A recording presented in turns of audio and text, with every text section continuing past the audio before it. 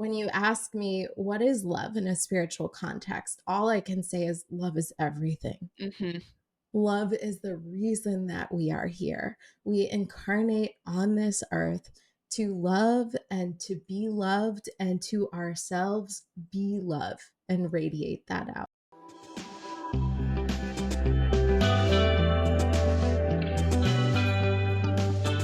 All right, guys, welcome back to the Evergreen RX podcast. I'm your host, Hayden, licensed mental health therapist, Cancer Moon, and the first to get deep at any party.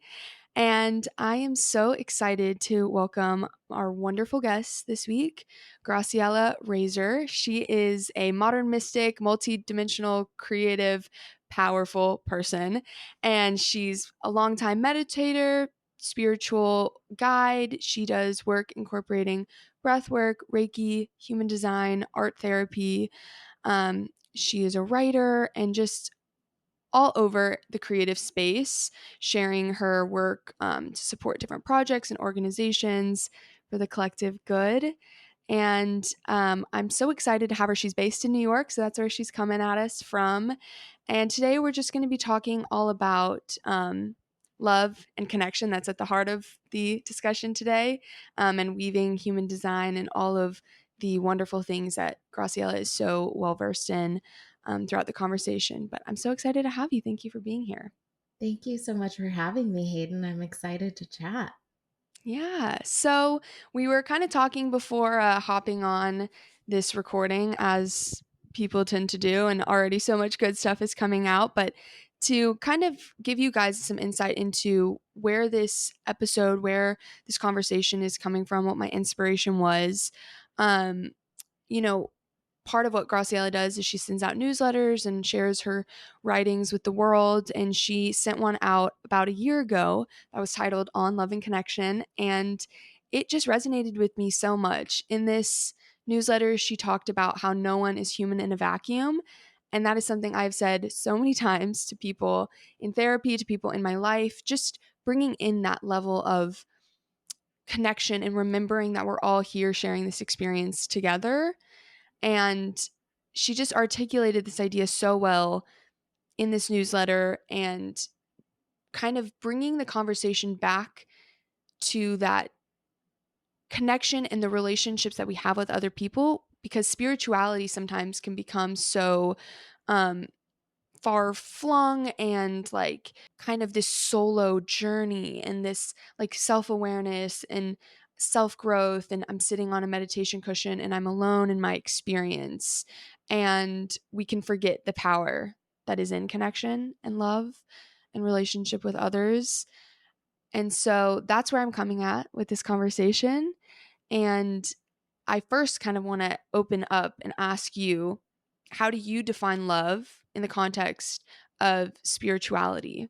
And why do you think it is so important to center that can't be satisfied just through a solo journey and deep self reflection and exploration?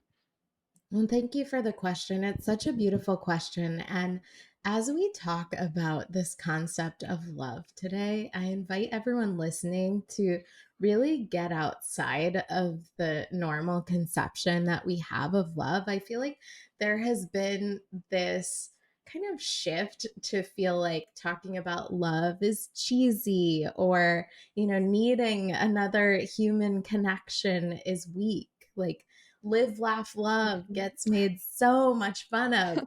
But when you really dial it back, like, isn't it amazing to live, laugh, and love? There's nothing else I'd rather be doing. Oh Like, my gosh, fill yeah. my days with living, laughing, and loving. I'll be a really happy person. I'll be such a fulfilled little being on this earth. So that's just kind of a disclaimer that I put out there for this whole conversation for anyone listening. If you're hearing us kick off and we're talking about love, like, Mm, it's so deep. When you ask me, what is love in a spiritual context, all I can say is love is everything. hmm. Love is the reason that we are here. We incarnate on this earth to love and to be loved, and to ourselves be love and radiate that out. And every single person has that within themselves. It's not something that we have to try to do. That's something Mhm. that I've really gotten to see over the years as I've done energy work, as I've gotten to physically be in the room working with people. We have this natural, radiant love inside of ourselves. It's the Mhm. heart space. Again, heart, cheesy, pink, silly little Mhm. pattern that we envision, this shape of a heart. But it's anything but that. It's so deep. It's so important. It's everything. You're To me, the soul is in the heart, and the soul Mhm. is expressed through the heart. And there's nothing more important than that. That is a person, that is a human, that is also a spirit that lives on beyond the human, that is just here for a short time on earth. And that all feels very nebulous. I know I'm really speaking in grand terms here and we're Mhm. just diving in, but it's everything. It's everything to me.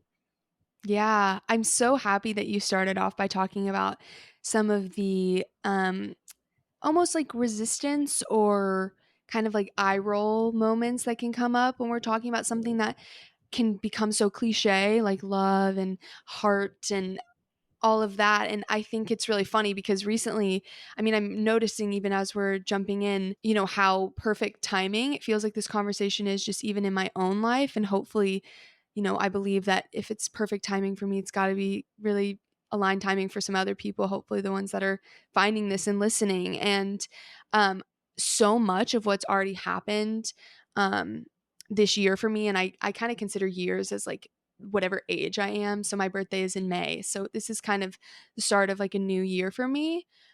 Already pulling cards, thinking about things, love has been coming up so much. The heart space, the heart intuition, like the heart chakra. And I have had things come up where I'm like, oh, the heart chakra, like that's the one I'm like really connected to, or my intuition really flows from there. That's so like boring. Like it's a little bit like basic. It's not like the third eye or the crown, like something that spiritually, which it's funny because I feel like we kind of covet those a little bit too, because they're seen as that deep exploration and meditation and transcendental and going into all these spaces. And it is kind of that solo focus that the heart really exists in this relational realm. And it's become so much more apparent to me how it's a cliche for a reason because it is so important and it's so everything and like omnipresent in talking about anything ranging from like mental health and like psychology to like really large esoteric things and spirituality and this like evolutionary um perspective on why we're here. So I'm so glad that you kind of started there, and I'm curious on how you think cultivating this connection, really bringing the focus back to love, can enhance someone's spiritual journey. It's a big Yeah. question. Yes, it's a big question, but as you were just speaking, I was thinking, well, it's all the same. It's one in the same. I very much like you, when I started diving deeper down my own spiritual path, it was all about the third eye. And if anyone's listening right now and you haven't gotten to third eye, that's okay. The third eye, I really just think of as like that classic intuition, those intuitive hits that you get where it's like, don't get on the plane, or, something's telling you to reach out to someone and you just know you need to do it. That's our classic intuition. And there's such magic in that. But the heart exists in the everyday.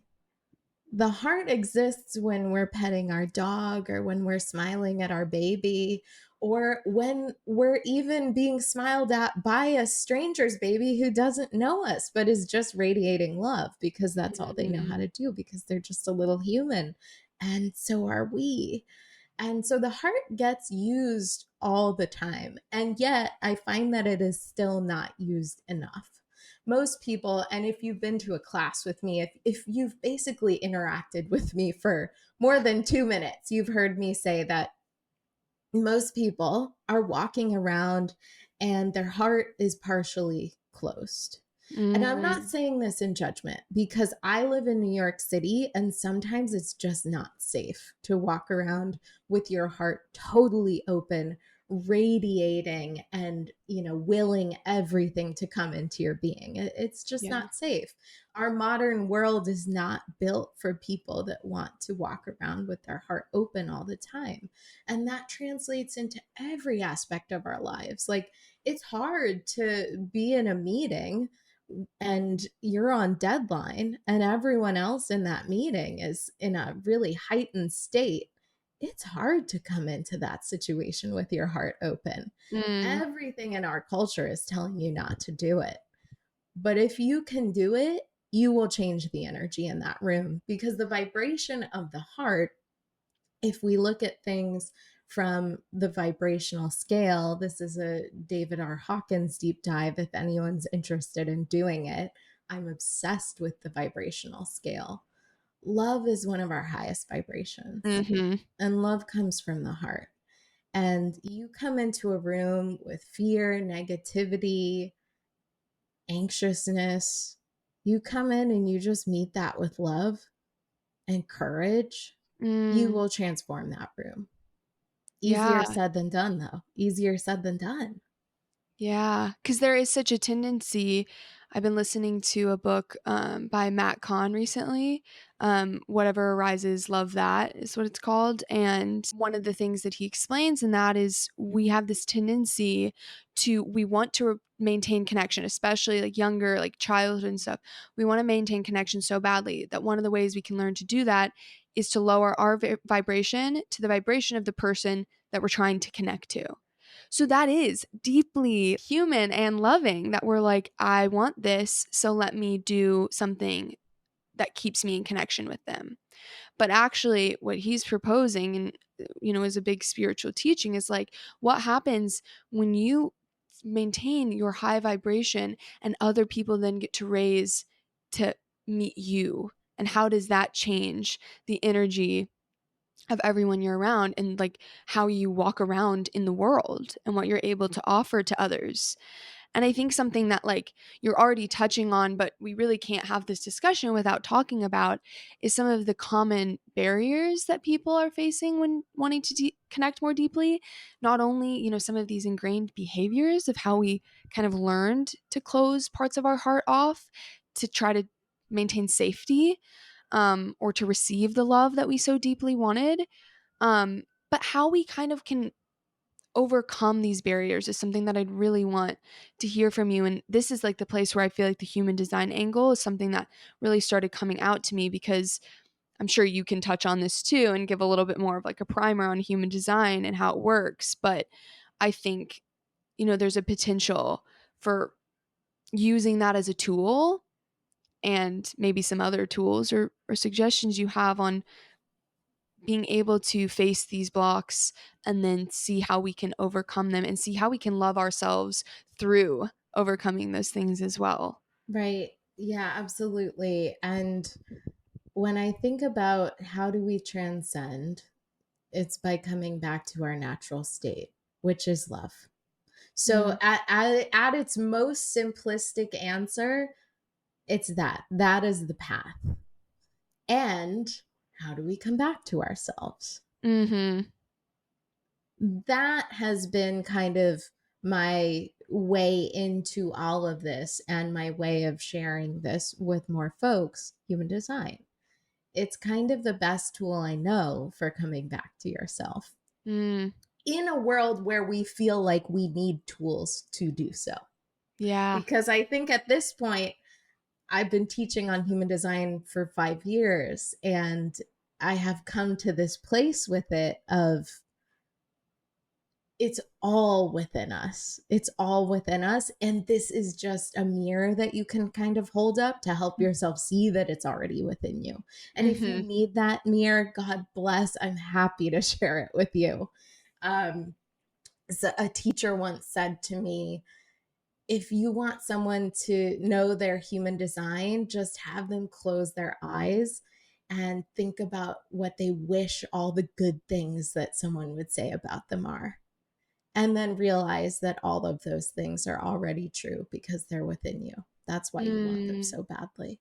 But from a more practical perspective, what is human design? Human design is much like astrology in that it's a birth chart that's based on your birth date, time, and place. But it pulls in a lot more energetics than astrology does. It actually pulls in some astrology too. So if you like astrology, you'll Mm. love human design. Mhm.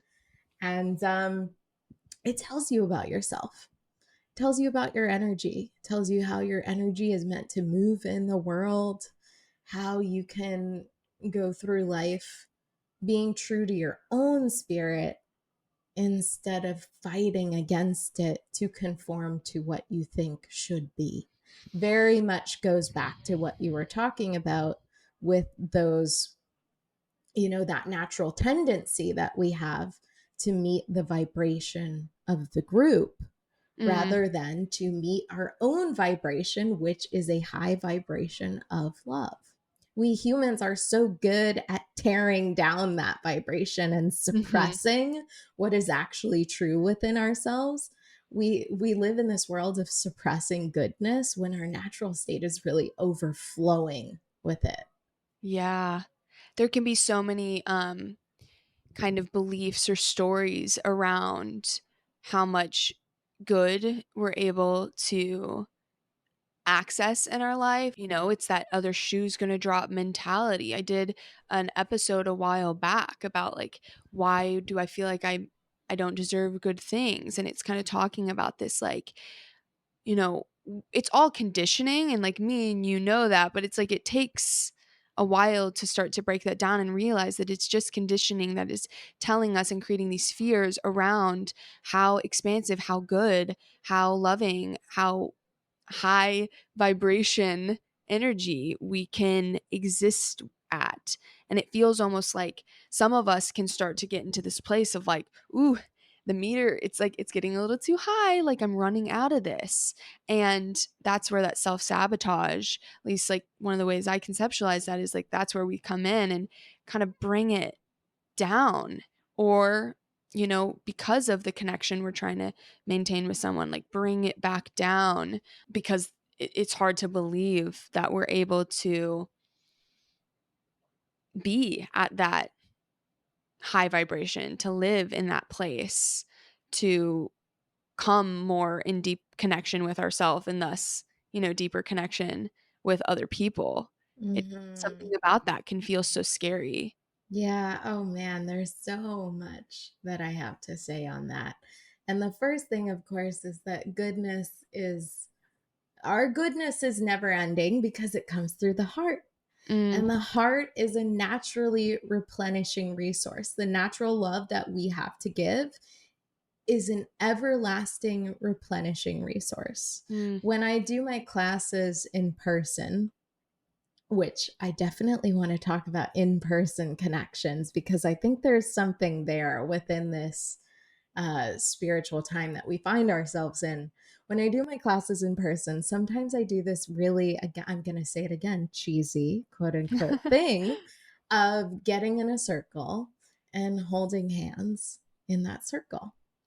And we connect to our hearts. And through that space, we're able to send energy around the circle, and then we play with it and we reverse direction, sending energy around the circle again.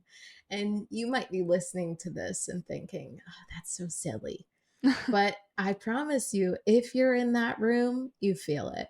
And people mm, are so surprised. They're like, wow, I didn't know I could do this. But we all can. And we could sit in that circle sending energy for hours. We wouldn't run out. We would not mm, run out of goodness to give. I notice that people get really afraid to give of themselves. People get really afraid to be too generous. I'm scared that I'm going to burn out. No, this is my gift and I can't just spread it around. But that stifles something within you. You don't feel as alive as you could if you're suppressing your own gifts because you're fearful of sharing them. And I think of mm, your chart too, especially. I'm going to throw in a human design term here, but mhm, a lot of folks are generators, which is a human design energy type that you can be. And the natural state of a generator is so overflowing with that giving energy. Of course, we're human. We need to take care of ourselves. We do need to sleep. We couldn't sit in that circle for hours sharing energy. Maybe we could if we were very advanced monks in the Himalayas, but I'm not there yet. And I don't know Mhm. about you. No, I don't think so. But maybe one day. But yes, of course, we take care of ourselves. But we have a lot to give. And it's really beautiful when we show up and we just say, how can I give? Instead Mm, of thinking about how can I hold on to this? It's not meant to be held on to, it's meant to be shared. I love that. Like I'm not going to be able to repeat it as beautifully as you said, but like the fact that we won't ever really run out of good to give, I feel like that just like resonated so deeply when you said that. That really, I feel like that is the underlying fear beneath this is I'm going to give too much of myself. And on one kind of surface level, we can do that. But when it's coming from this heart space and this true, like authentic expression, it doesn't run out. And that just is like so liberating of a feeling. And the more I go about making this podcast, there's two things I recognize. One, everything I'm talking about and everything anyone ever wants to hear about, the episodes that do the best, they have to do with relationships. They have to do with the relationship with ourselves, moving closer to ourselves, and with others. It's all we want to hear about. And the other thing is focusing on giving. The receiving is obviously like it's both, but where I am finding myself moving and becoming so passionate is in how we give to others, how we are in like a constant like flow, and how do we move a little bit more into that space when it feels like prior to this so much has been focused on looking inward, us, our own experiences, which is what I talked about at the, kind of the top of this episode. But I'm noticing more and more, and you kind of bringing it to this level that that's where I really see things going.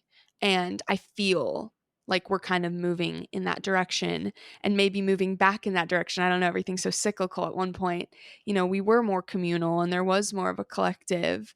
Um, but I feel it going back there. And I want to hear about what you have to say about the in-person connection and like really talking about this level of like just being with people and being in that give and take and how we really tap into that, how we move back towards this kind of collective mentality when at least in my opinion it feels like things have been so solitary for or individualistic for a long time.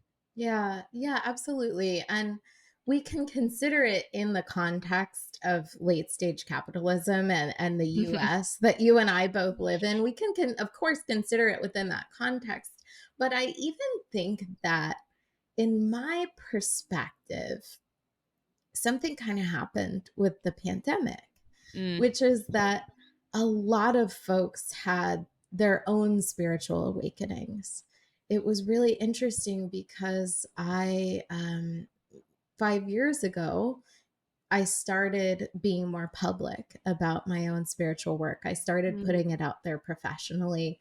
I grew up in Northern California, so I was raised very spiritual. mhm. Like it was a normal part of my life to tag along with my mom to a moon circle or to go with my dad to a Dharma talk, like a Buddhist Dharma talk. Like that was very normal for me. And so it was always kind of this part of my life. But I noticed that in the pandemic, when people had more time and space and they were feeling so down, they really turned to spirituality. Mhm. And it was a really beautiful thing to witness. And I also was pretty busy during that time, which was funny because I was a newer practitioner, but I was finding myself really flooded with people who were looking for guidance and direction. And my work, by nature of us all being literally separated, was very individualistic. It Mm, focused on the one on one, lots of telling people about themselves, lots of what is my purpose, people coming to me and asking that. And it continued on that way for quite some time. But what I noticed is that when things kind of opened back up again, people were very used to practicing in the way they had been practicing, which mhm, was alone and at home, reading books, listening to podcasts in their own space. Even mm, if folks were joining a larger class, like I had a lot of group meditations over Zoom and things like that, they were still alone in their space doing it. You were still doing it from your bed. And I'm mhm, so grateful for that. I have clients all over the world. This literally wouldn't have been possible even 20 years ago. Um, so I'm not knocking that at all. And I do believe in folks having their own practice. But what I do think has happened is that we have forsaken community because we're so interested in convenience. mm, And I teach a lot more in person now because for me, it's kind of where it's at. There's nothing better than being in a room full of really kind, sweet people. I always say the best people find me. I have mm. other practitioner friends that are like, this client was giving me a hard time. I never have that experience. People are so sweet in my spaces. And it's just beautiful to be in a room with them, but it's inconvenient. I gotta get my butt out the door. I gotta get on the subway. I'm gonna start teaching a new class next month that's farther away than I'm used to going. All of that is inconvenient. I can't just, open my laptop, but it's everything. It doesn't matter. We don't need that convenience. We need that community. We need Yeah, it. We can live with one, we cannot live without the other. yeah, yeah, that's so true. That's very well kind of encapsulated, I feel like, what happened. And yeah, it's to no one's like fault or blame. It's just something that's happened. And we also have so many gifts from the internet and from more of that accessibility. And then we have so many more demands on our time because of that. And so things just feel busier and busier and busier. And Mm, it's hard to know how to like break into that and say, you know what, like the inconvenience of this, it's going to be worth it. Like it's going to be, you know, I want to go and do the in-person yoga instead of watching it at home, or I yes. want to do a mix of it. It's like so awesome we get to take the benefit of both. But yeah, coming it's like it feels like everyone's kind of like slowly like stepping back out like one foot at a time, like into, more people have come into like in-person therapy. And now people are Hmm. like, "Oh, I tried virtual and I want in person and I'm going to drive to you and like I'm going to come in my lunch break or whenever." And there's more of like a kind of like a gumption behind like, no, actually, like I've gotten a taste of this and now I realize exactly what you're saying, that this is like really irreplaceable to be with people really in the same space. Right. Our energy is meant to mix with the energies around us. It is. Mhm. And we talked about when we find ourselves in a more challenging energy, kind of resisting that energy and changing it. But it's okay to let it affect us too.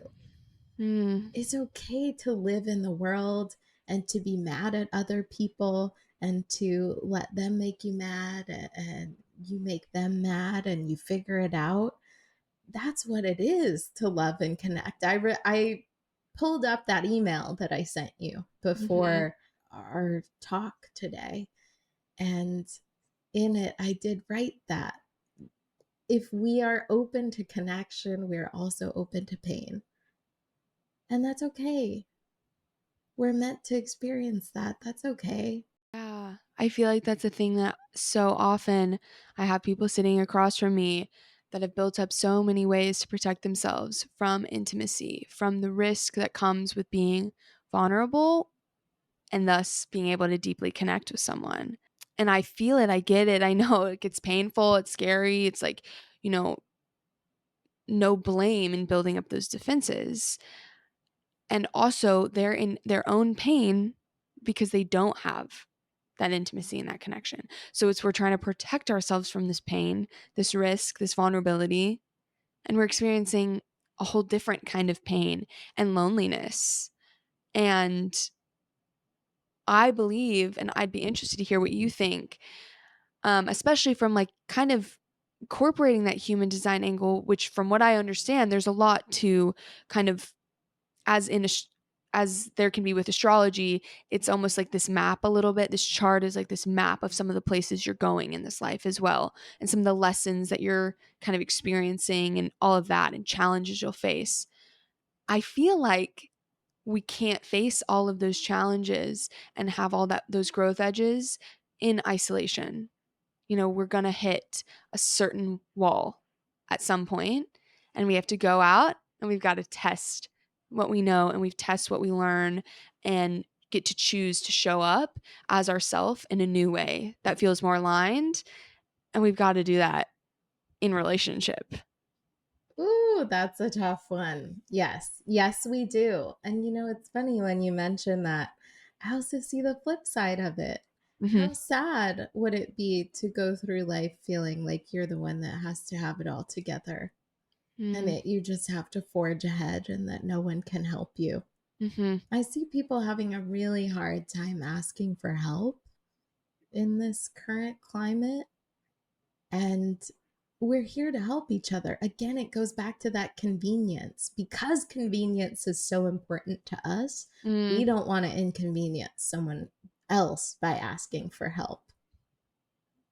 But we're here to help, and they're Mm-hmm. here to help, and we're here to journey that cycle together.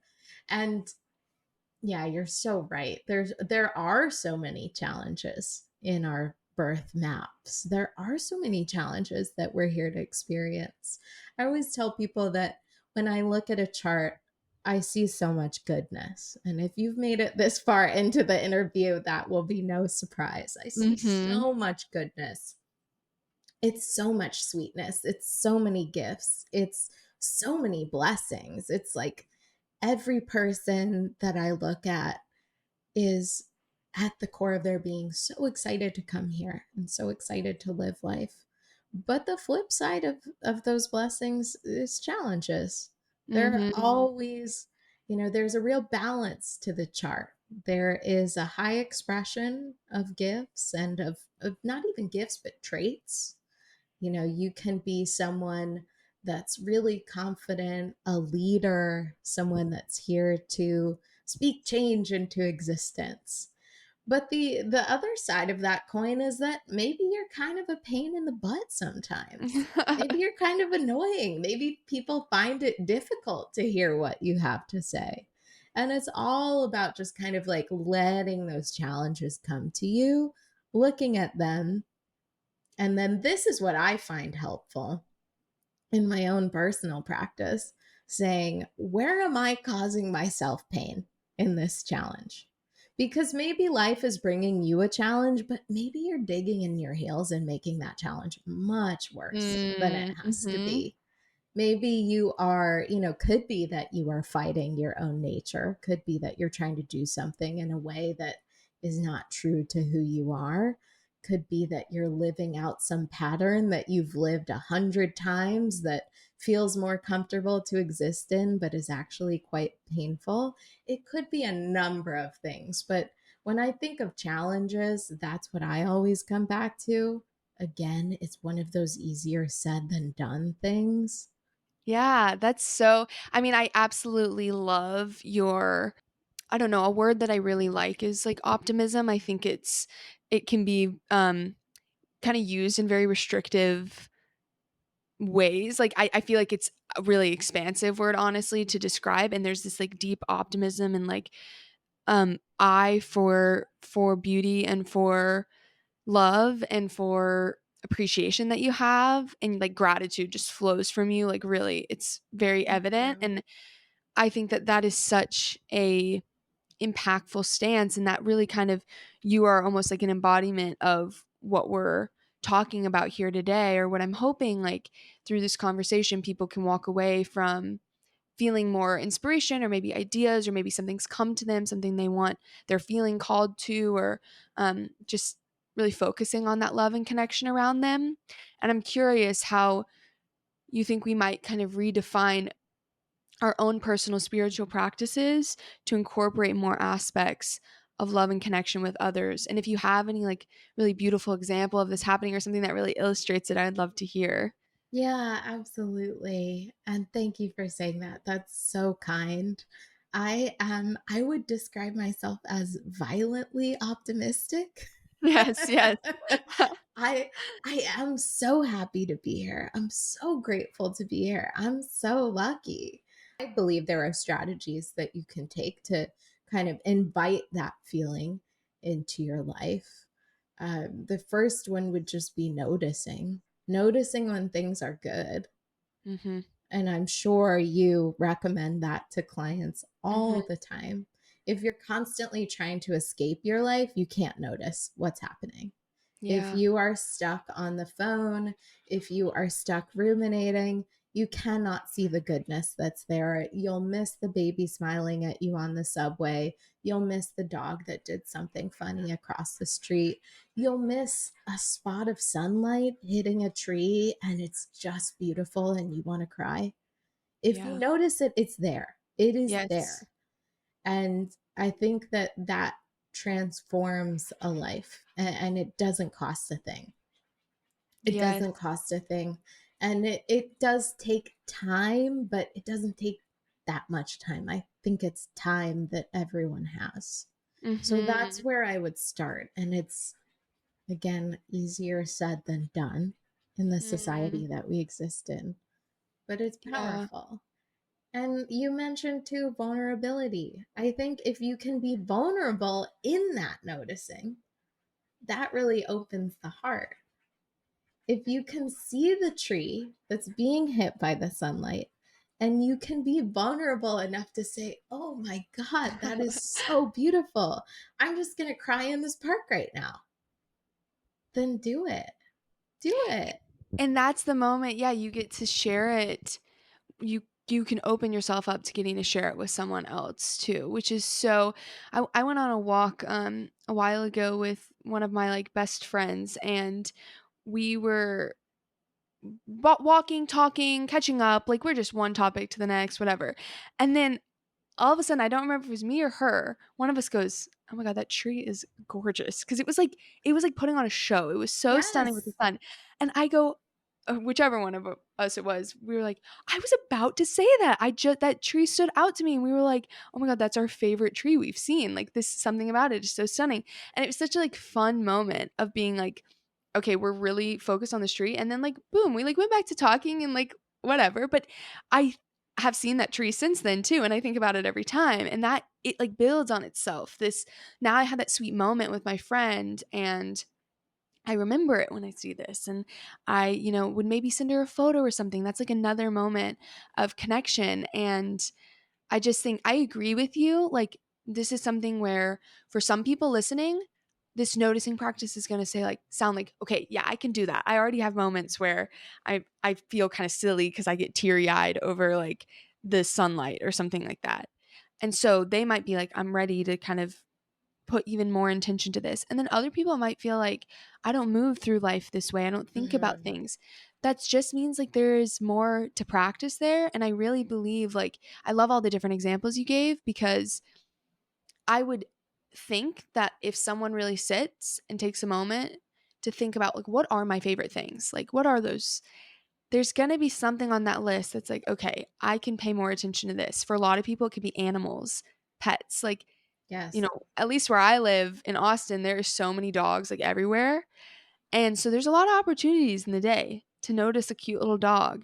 And it's like, if that's your entry point, that's your entry point. Like, I think what you were saying too is it grows off of itself. And something I love so much about what we're talking about is the accessibility of rooting into these kinds of ideas and this noticing, and the accessibility of like the divinity of things Mhm. being in our everyday experience. Because Mhm. again, like I said, spirituality sometimes can feel really inaccessible, or like a high barrier to entry, or I don't know, and what does it feel like for me, and how do I practice this? And there's these people that seem to have all these amazing experiences, and um, it can sometimes feel far off.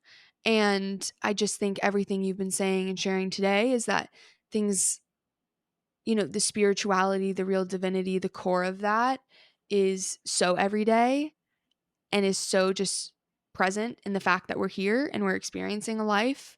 And I just think that, again, it's violently optimistic and it's so beautiful, but it's also truthful.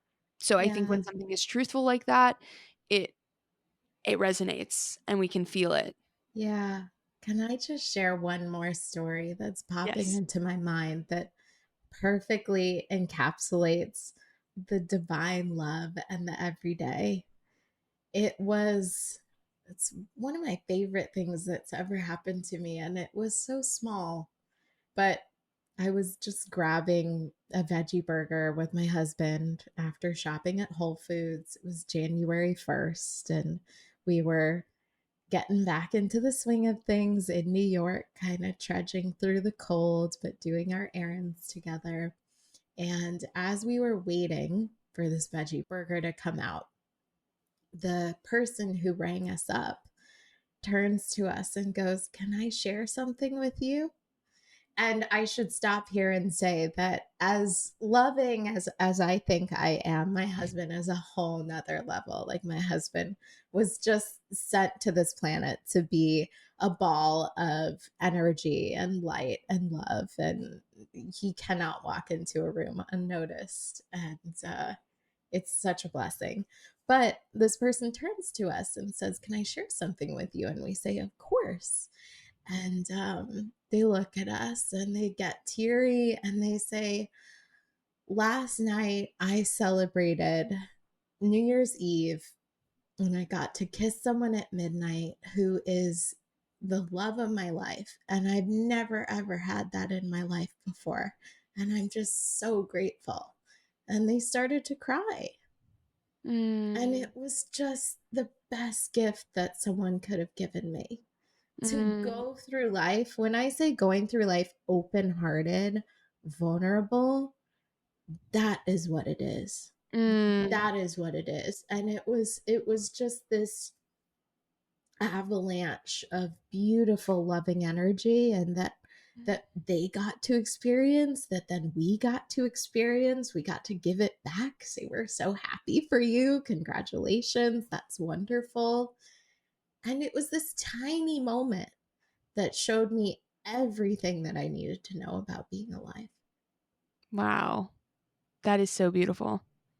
That is a perfect way to cap off this episode. I've enjoyed talking to you so much. I think there's so much good stuff for people. And if whoever's listening feels that and wants to share how this has, like what they've reflected on, how this has landed for them, I would love to hear from you guys listening. I always want that and encourage that. And any way that people can find you, please share it with us. And I will also have everything linked below. But what do you want people to know if they want to keep up with you?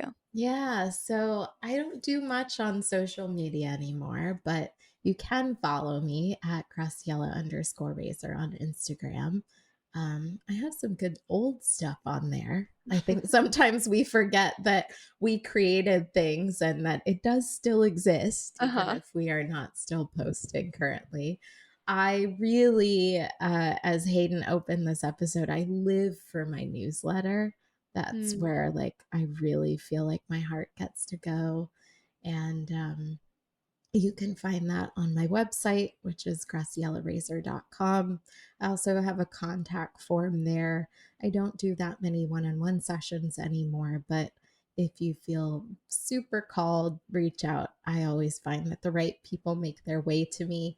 And then if you're in New York City, my favorite thing of all, my classes, which I do post about those, and I do send out newsletters letting folks know when I have classes. But I would love to hear from everyone. And if you're in person, I would love for you to get a little inconvenient and come see me.